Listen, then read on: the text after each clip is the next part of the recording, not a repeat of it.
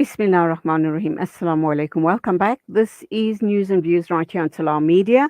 Just gone 17 minutes after 8 o'clock, and we will be talking with Hafiz Moorad Booley. He is the chairperson of the NIHT.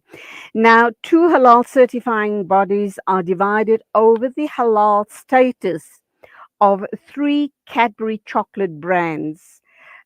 Yesterday, we spoke to Sanha, and they have put out media statements explaining their position on this situation. We also know that Sanha does not have a certifying contract with Cadbury, and they have alerted Muslims that Lunch Bar, PS, and Chomp chocolates had resumed its use of tartaric acid derived from wine sources in these products. Let us hear what the NIHT have to say about the situation. They have differing views on the matter, and let's welcome to the program Hafiz Moorad Booley. Assalamu alaikum. Welcome to the program. Walaikum salam, Sister Julie, and assalamu alaikum wa rahmatullahi wa barakatuh to all the listeners in Salam Media Land. Let me let me ask the hard-hitting question right up front. Is this about the halal certification which Sanha has lost to the NIHT? Or is it truly about the situation around the tartaric acid, which is derived from wine sources in these products?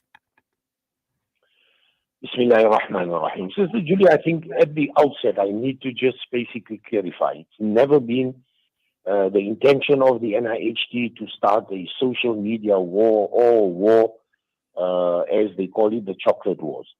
The idea is to basically inform, educate, and empower the Muslim Ummah out there, for which our responsibility bears. And I think you've touched on a very, very valid point. That is why now did Sena have to make a statement. The spokesperson of Sena has categorically stated that they have never explicitly said the product is haram. They are just saying that it is not approved by them. So why then was the need to create all this doubt, create all this fitna, create all this confusion? By their own admission, they say they had the information for 2 years. They've been in discussion with Cadbury's, whom we have been certifying for almost a year. They are well aware that the NIHT is the certifying body of Cadbury's.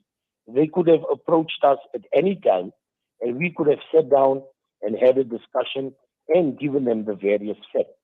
For them to come now and start doing a somersault and say, oh, it's a difference of opinion, and our idea is just to inform the public and it's a choice. Obviously, if it's about choice, then obviously the Muslim Ummah out there has the choice to pick the NIHT certification if they want. There was absolutely no need for them to create this type of doubt and confusion.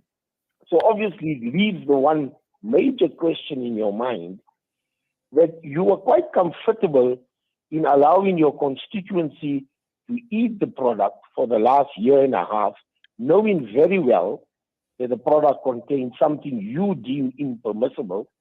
You are quite happy with it.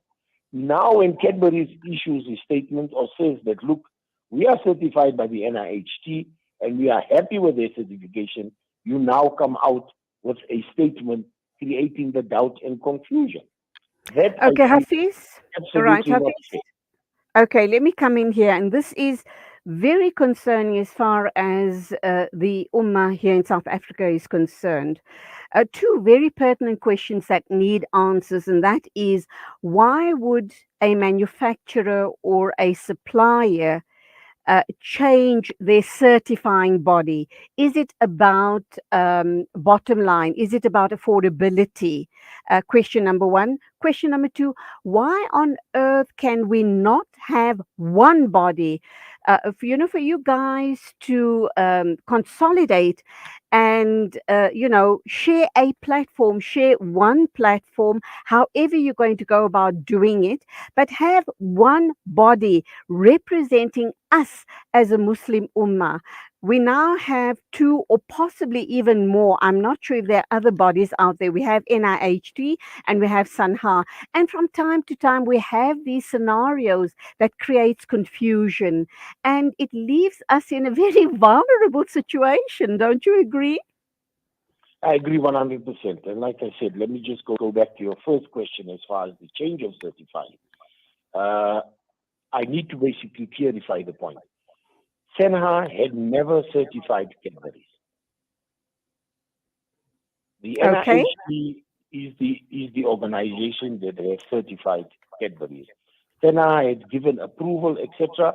Because understand, there's a total mixed and proliferation of various products.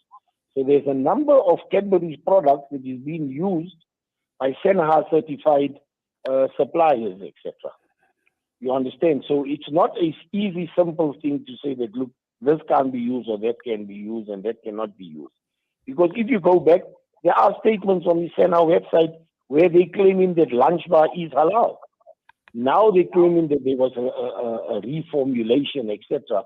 These are all things that were there and it was public knowledge. It was even in the knowledge of Senha. But they continued keeping quiet about it. So the issue that they did not ever certify Cadbury's. We certified Cadbury's. And the correct thing would have been obviously to engage us first before going to the public. And that is something that they did not do. The other one where we're saying that, yes, I agree 100%, that the confusion to the Muslim Ummah is definitely a disservice. And it's something that we have strived as the NIHT towards formulating a unified standard, etc. But be as it may, understand something that this tactic of casting aspersion and doubt on other certifying bodies has been a tactic of Senha many times. Who can forget we had the Frymex issue just a couple of months ago? Absolutely. Exactly similar to what we had now. So this is not something new. The issue here is a simple issue, and like I said, our whole brief is to inform, educate, and empower. We're not looking to get into a bun fight with Senha, but we feel it incumbent upon ourselves to put the facts out there and to correct this misleading and mischievous notion that they have put out there, to the public, and then hide behind ambiguous statements like, no, we didn't say it's haram. We just said approach with caution, which I till to date don't understand what exactly does that mean. Okay, Hafiz Booley, how many halal certifying bodies are there in South Africa? And is there a need to have so many? I mean, this is the reason why there is so much confusion as far as halal and haram issues are concerned with us as an ummah, because there's different bodies.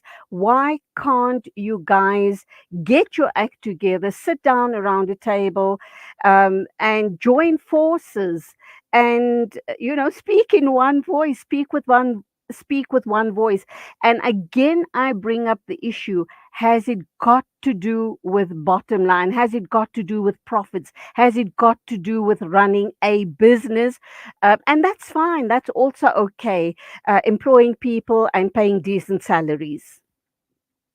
So I understand, look, Sister Julia, at the moment we have four major halal certifiers in South Africa: the MJC, ICSA, the NIHT, and Senha. And Alhamdulillah, between the MGC, ICSA, and ourselves, we have a very good working relationship. We have a common understanding. The only situation always seems from time to time with Senha coming out with these type of ambiguous statements, creating aspersion and doubts on other certification. I mean, for the spokesman now to say, oh, there is a difference of opinion. Obviously, you are well aware of the difference of opinion. The difference of opinion has been there all the time. The various fatwas from the muftis are there. It's public knowledge. Why now create doubt and then backtrack and say it's a difference of opinion? It is your choice. What choice are you giving? You're not giving the Ummah a choice. You are confusing them by coming out with misleading statements like that. And that, Okay, Hafiz Booley, let me ask you this question then. How is the NIHT going to move forward on this issue? You can't leave it festering like that. You can't have ill feelings between yourself and Sanha. That's the one issue. And I still need an answer on the profitability with these different certifying institutions or bodies. okay, so like you said, I mean, the issue, it's never been our intention to start a social media war, etc. Our idea is just to clarify the point, hence even our statement says clarification. It's not an announcement, nor are we casting any aspersions on any other certifying body. The other point that you've raised concerning the profits, etc., and all that, yes, the NIHT charges a fee, and so do many others. But understand that we employ close on to 350 people. We have full-time food technologists, we have biochemists, we have industrial pharmacists, etc., who all need to be employed and paid a decent salary to ensure that all these products and things that we put our logo to or put our certification to are 100% halal and fit for Muslim consumption.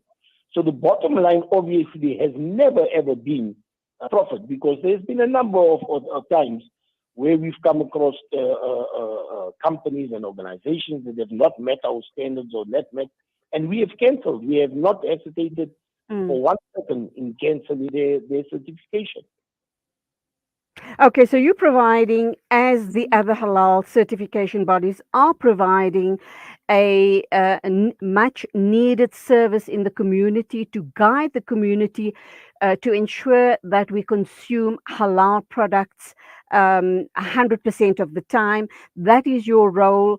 It is a running business. It needs to be obviously profitable, because you need to pay salaries.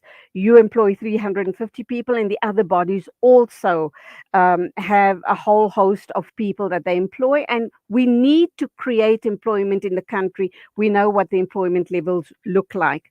My final question to you, and undoubtedly, NIHT Wadi is probably going to take this matter up and probably have a panel discussion. I hope he does. We are constrained as far as time is concerned. Have you got any thoughts on how you clear the air between yourselves and Sanha? Because this is not good for us as a Muslim Ummah. Definitely, without doubt. And like I'm saying, I'm reiterating that this information that Sanha had was in the public domain. They had the information that Cadbury is certified by NIHT, and all they needed to do was Hafiz, I'm not asking you. You have already outlined that. I want to know, are you able to meet with Sanha halfway and try to clear the air, and in future, overcome these type of scenarios? It's just not good for us as an ummah. And imagine this type of spat goes out in the general public. It really creates a very negative perception on us as Muslims. Definitely, and not only that, it creates a negative impact on the halal industry internationally, because Cadbury is owned by Mondelez, which is an international company. But be as it may, we are more than willing to sit down with anybody, not only Sena, anybody, even Salam Media if you need. The NIHT has an open door policy. You are welcome. Anybody is welcome to sit down, discuss, and try and find common ground for the benefit of the Muslim Ummah, because that is our brief and that is what we are here for, Sister Julie. Alhamdulillah, glad to hear that positive ending to this interview. But as I've said, I'm sure Brother NIHT Wadi will have some sort of a panel discussion to clear the air and get the correct message regarding halal certification to the public, very especially after we've had that Frymax debacle. We really need to speak in one language. Our halal certification bodies very definitely need to speak in one language and not put out mixed messages. Hafiz Moorad Booley, shukran very much for being on air this morning. Till the next time, as always, Assalamu alaikum to you. Walaikum salam, Sister Julie, and I look forward to NIHT having this discussion. And rest assured, I'll be bringing some lunch bars and chomp for everybody. We look forward to that. We look forward to that. Make sure my share is kept aside. Till the next time. Till the next time, as always, Khuda Hafiz. Jazakallah, shukran, ma'asalam.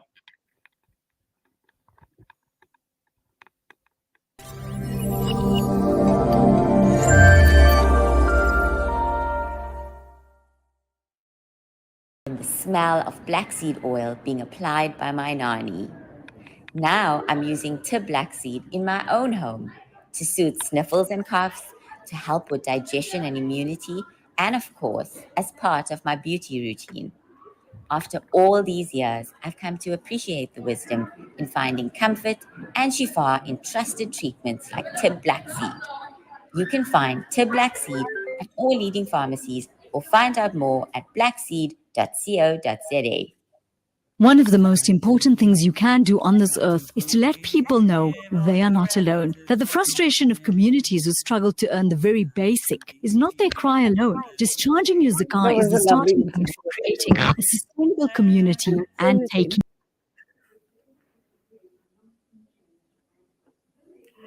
Nasreen, we've got a time constraint, eh? We're going to be running over. So what are we going to do? Let's see how stable the line is. If it's not stable, then it's okay.